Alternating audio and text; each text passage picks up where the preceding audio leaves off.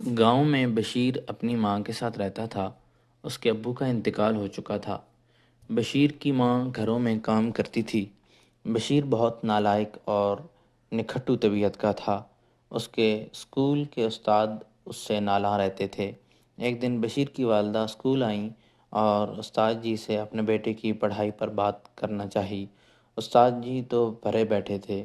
بشیر کی ماں کو بشیر کی بے وقوفی اور پڑھائی سے غیر دلچسپی کی داستانیں سنانے لگے، کیونکہ وہ ہر کام ہی غلط کرتا تھا۔ بیوہ ماں پر سختہ طاری ہو گیا۔ ماں گاؤں چھوڑ کر بیٹے کو لے کر شہر چلی گئی۔ وقت گزرتا گیا، گاؤں ترقی کر کے قصبہ بن گیا۔ 25 سال گزر گئے۔ اسکول میں استاد جی ہیڈ ماسٹر ہو گئے۔ ہیڈ ماسٹر صاحب کو اچانک ایک دن دل میں شدید درد محسوس ہوا۔ اسپتال میں داخل کرایا مگر درد بڑھتا گیا۔ مقامی ڈاکٹر نے شہر کے بڑے ہسپتال جانے کا مشورہ دیا۔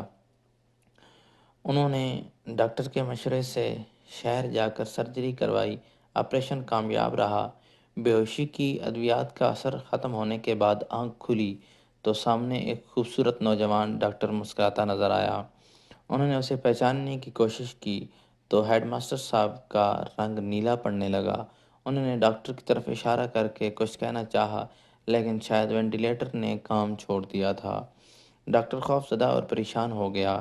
ڈاکٹر نے آگے بڑھ کر انہیں سنبھالنے کی کوشش کی، لیکن ماسٹر صاحب نے چند ہی لمحوں میں دم توڑ دیا۔ ڈاکٹر صاحب نے پلٹ کر دیکھا تو ہسپتال کے خاکروب بشیر نے وینٹیلیٹر کا پلگ نکال کر اپنا موبائل چارج پہ لگا دیا تھا۔ آپ کیا سمجھے تھے دوستو کہ بشیر ہی ڈاکٹر تھا؟ کہانیوں سے باہر آ جائیں۔ حقیقی زندگی میں بشیر بشیر ہی رہتا ہے۔